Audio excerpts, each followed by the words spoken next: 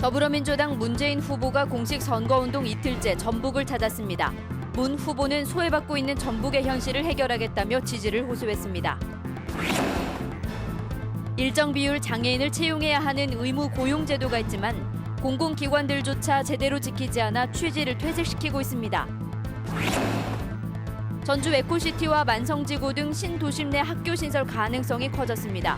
교육부가 통폐합을 전제로 조건부 신설을 승인할 것으로 전망됩니다. 전주 오송제에서 물고기가 떼죽음을 당했습니다. 전주시가 수변 생태공원을 조성한다며 저수지 물을 빼는 과정에서 벌어진 일입니다. 여러분 안녕하십니까? JTV 8시 뉴스입니다. 선거운동 이틀째인 오늘 더불어민주당 문재인 후보가 전북을 찾았습니다. 전북의 발전을 반드시 책임지고 소외받고 있는 전북의 현실을 해결하겠다며 압도적인 지지를 호소했습니다. 정원희 기자의 보도입니다. 더불어민주당 문재인 후보는 전북대 예정문에서 첫 유세를 펼쳤습니다. 문 후보는 이번이 마지막 도전이라며 전북 발전을 반드시 책임지겠다고 강조했습니다. 이를 위해 전북을 한황의 경제권 중심지로 육성하고 일자리 문제 역시 해결해 나가겠다고 밝혔습니다. 특히 전북 출신 장관이 단 한 명도 없을 만큼 소외받고 있는 전북의 현실을 해결하고 전북의 친구가 되겠다며 표심을 자극했습니다. 호남의 수도 소외가 되는 이중의 상실감과 아픔, 제가 전북의 친구가 돼서 풀어가겠습니다. 약속드립니다. 인사차별을 바로잡겠습니다. 전주 덕진 노인복지관에서는 어르신을 위한 9가지 약속도 내놨습니다. 어르신 2명 가운데 1명이 빈곤층이라며 기초연금을 차등 없이 30만 원으로 인상하겠다고 밝혔습니다. 사회공익형 일자리를 늘리고 수당도 40만 원까지 점진적으로 올리겠다고 강조했습니다. 아무런 공제 없이 모두 30만 원씩 기초연금을 지급해드리겠다. 그다음에 급여도 월 20만 원에서 월 40만 원으로 그렇게 올리겠습니다. 국민의당 안철수 후보가 선거운동 첫날 전북을 방문해 바람몰이에 나선 것을 의식한 더불어민주당 문재인 후보는 전북 현안을 챙기겠다며 맞불을 놓는 등 민심을 공략했습니다. JTB 뉴스 정원혜입니다. 전북 표심의 주도권을 잡으려는 문재인 후보와 안철수 후보의 기싸움이 치열해지고 있습니다. 어제는 안철수 후보가 전주를 방문해 친문 패권주의를 비판하자 오늘은 문재인 후보가 군소정당에게 나라를 맡길 수 없다며 맞받아쳤습니다. 김철 기자가 보도합니다. 국민의당 안철수 후보는 선거운동 첫날부터 전북을 방문했습니다. 첫 유세부터 문재인 후보를 견제하면서 자신이 호남의 적자임을 강조했습니다. 안 후보는 누구에게도 신세진 적이 없어 개혁의 적임자라고 주장한 뒤 문 후보의 친문 패권주의를 우회적으로 비판했습니다. 대파 패권주의는 줄 잘 서는 사람만 씁니다. 대파 패권주의는 말 잘 듣는 사람만 씁니다. 그래서 이 나라가 이 지경이 됐습니다. 문재인 후보도 안 후보를 견제하기 위해 전북 방문 일정을 하루 앞당겼습니다. 유세 현장 역시 안철수 후보와 똑같은 전북대 옛 정문 앞을 선택했습니다. 준비된 대통령인 자신을 선택해달라고 호소한 뒤 소수 정당에게 결코 나라를 맡길 수 없다며 안 후보의 약점을 겨냥했습니다. 국회의원이 10,000명도 안 되는 민의정당, 급조된 당이 이 위기 상황 속에서 국정을 감당할 수 있겠습니까? 자신들의 취약층을 돌보는데도 온 힘을 쏟았습니다. 안 후보가 첫날부터 대학가를 찾은 건 상대적으로 지지율이 떨어지는 젊은 층을 끌어안기 위해서입니다. 청년의 꿈을 뺏는 3대 비리, 입시 비리, 병력 비리, 취업 비리 완전히 뿌리 뽑겠습니다. 반면 문 후보는 덕진 노인복지관을 방문해 다양한 어르신 공약을 내놓고 장년층의 지지율 상승을 기대했습니다. 대한민국이 이제 좀 제대로 좋은 방향으로 그렇게 발전해 가려면 지금까지 대한민국의 기틀을 만들어 주신 우리 어르신들을 제대로 이렇게 모셔야 한다고 생각합니다. 호남이 이번 대선의 승부처로 떠오르면서 후보들이 잇따라 전북을 방문하고 전북에서 상대방의 약점을 집중 공략하는 선거 전략이 계속될 것으로 보입니다. JTB 뉴스 김철입니다. 자유한국당 전북도당이 홍준표 후보의 전북 7대 공약을 발표했습니다. 주요 공약은 스만금 물류와 관광단지 육성, 탄소산업 등 미래 신성장 동력 확보, 한류 관광 역사체험 특구와 무주 대구 고속도로 건설, 금융 클러스터 조성 등입니다. 자유한국당은 전북 공약이 새롭지 않다는 비판에 대해서 기존의 공약을 완성하는 게 더 중요하다고 말했습니다. 홍준표 후보는 다음 주 금요일 부안에서 열리는 도민체전에 맞춰 전북을 방문할 것으로 알려졌습니다. 이번 대선에서 참정권을 얻지 못한 만 18세 청소년들이 대통령 선거 모의 투표를 진행한 뒤 다음 달 9일 이후에 발표하기로 했습니다.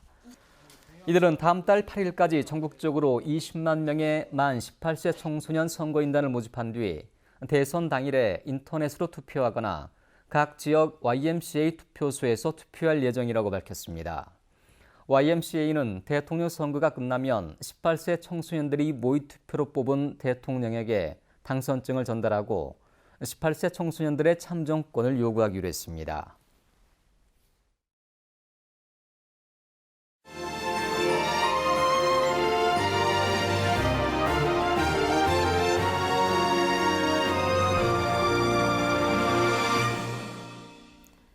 장애인의 날을 앞두고 여전히 차별과 소외 속에 살고 있는 장애인의 모습을 살펴보는 연속기획 순서입니다.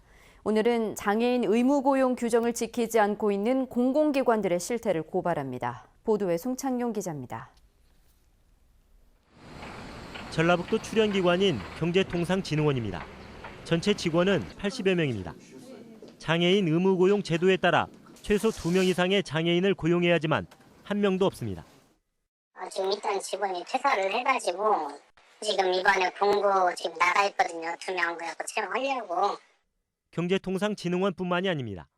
전북연구원과 자동차융합기술원 등 전라북도 출연기관 14곳 가운데 8곳의 장애인 고용률이 모두 0%입니다.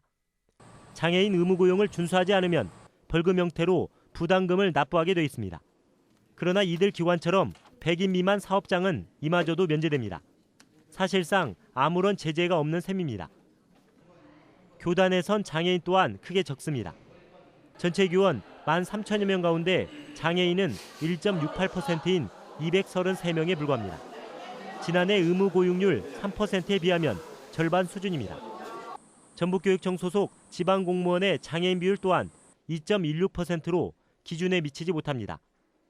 교육청이나 정부에서 장애인 고용률을 높이기 위해 어떠한 노력을 했는지 알 수 없습니다. 장애인 고용에 대한 확고한 의지가 설명돼야 되겠고요. 그 각각 기업에 맞는 또 공공기관에 맞는 직무, 장애인에 맞는 직무를 개발하고 찾고 하는 노력들이 필요하다고 생각합니다. 장애인 고용률을 높이는데 민간기관보다 솔선수범해야 할 공공기관이지만 오히려 법을 지키지 않고 장애인 고용을 외면하고 있습니다. JTB 뉴스 송창용입니다. AI가 진정세를 보임에 따라 위기 경보가 심각에서 경계 단계로 하향 조정됐습니다. 농림축산식품부는 AI가 지난 4일 충남 논산을 끝으로 발생하지 않고 있고 철새가 대부분 북상해 위기 경보 단계를 내렸다고 밝혔습니다. 이에 따라 전라북도 재난안전대책본부가 가축 방역대책본부로 전환되지만 다음 달 10일까지 방역대가 유지되는 익산에서는 거점 소독시설과 통제초소가 계속 운영됩니다. 사드 배치를 둘러싼 한중 갈등으로 전주국제영화제 참석을 약속한 일부 중국 감독이 불참을 통보했습니다. 전주국제영화제 조직위원회는 중국 롱구앙롱 감독이 사드 배치를 반대하는 중국 정부의 눈치를 보지 않을 수 없다며 조직위의 영화제 불참을 통보해왔다고 밝혔습니다. 조직위는 이번 영화제에 롱구앙롱 감독을 포함해 모두 3명의 중국 감독을 초청했는데 한 명은 개인 일정을 이유로 불참하고 나머지 한 명은 참석할 예정이라고 설명했습니다.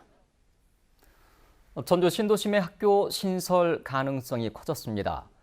교육부가 통폐합을 전제로 조건부 신설을 승인할 것으로 전망되고 있습니다. 하지만 추진 과정에서 전주 시내 학교 통폐합 문제로 진통도 예상됩니다. 조창현 기자가 보도합니다. 전북교육청은 지난주 열린 중앙투용자 심사에 3곳의 학교 신설안을 제시했습니다.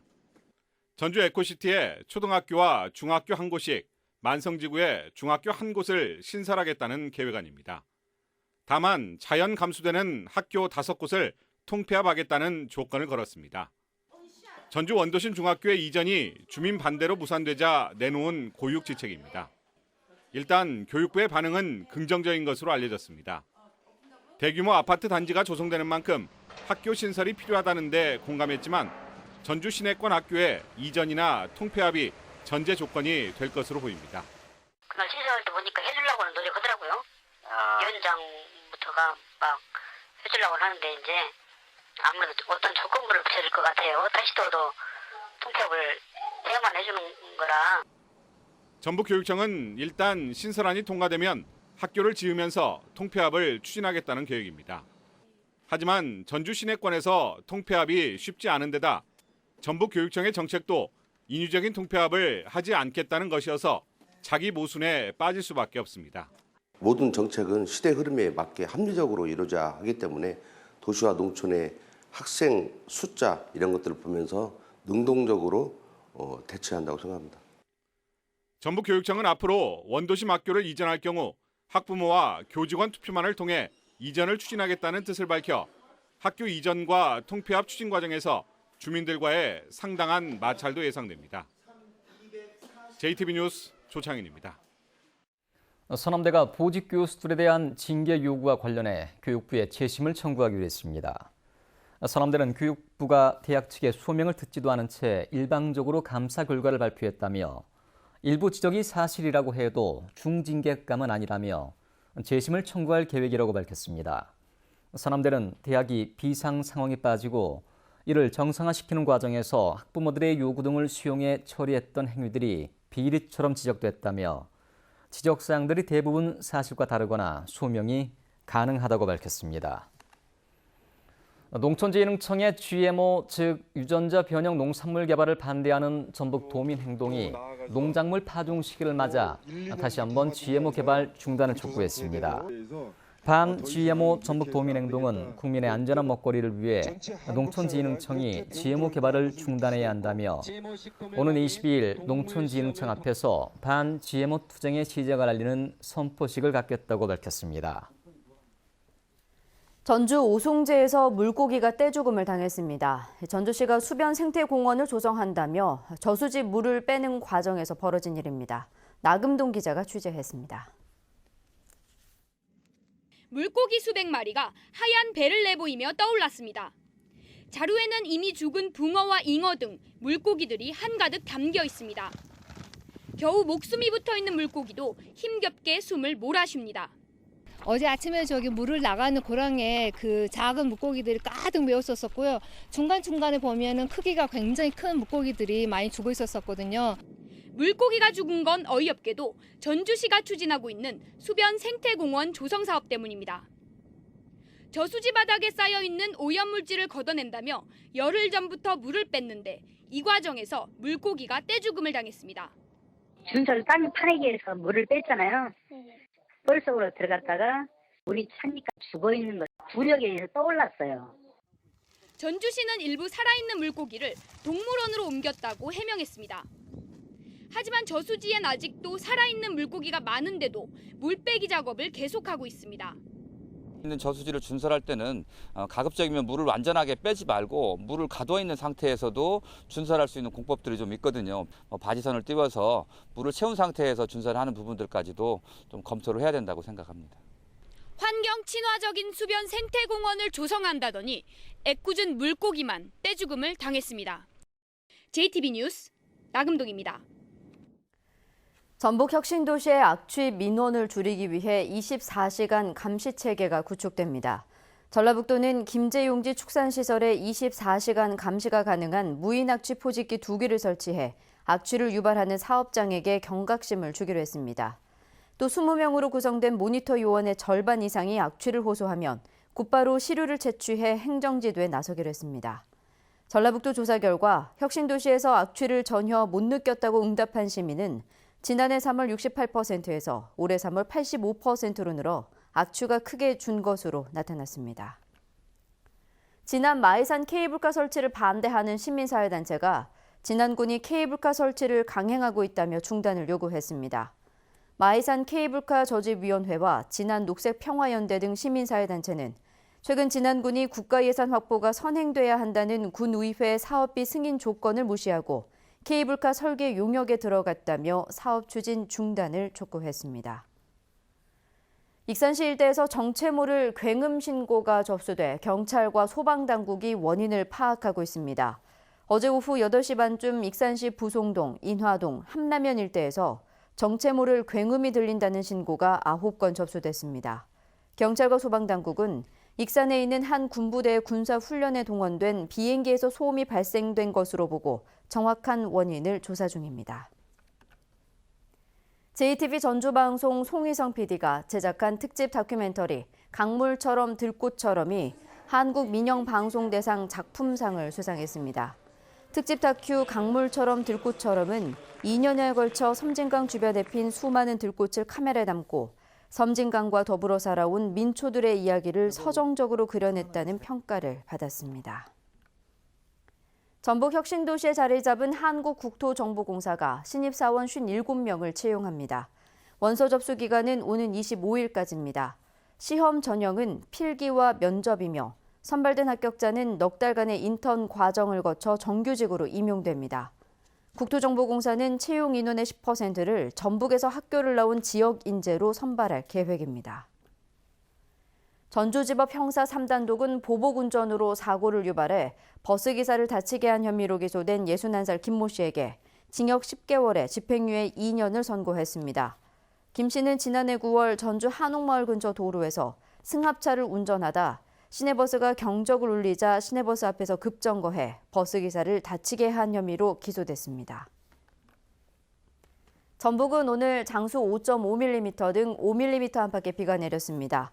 오늘 밤에는 일부 지역에 빗방울이 떨어지는 곳이 있겠습니다. 내일은 대체로 맑겠습니다. 아침 최저기온은 4도에서 9도, 낮 최고기온은 17도에서 19도로 오늘과 비슷하겠습니다. 미세먼지 농도는 나쁨 수준이 예상돼 주의가 필요합니다. 전주기상지청은 당분간 대체로 맑은 가운데 모레는 오후 한때 비가 내릴 것으로 내다봤습니다.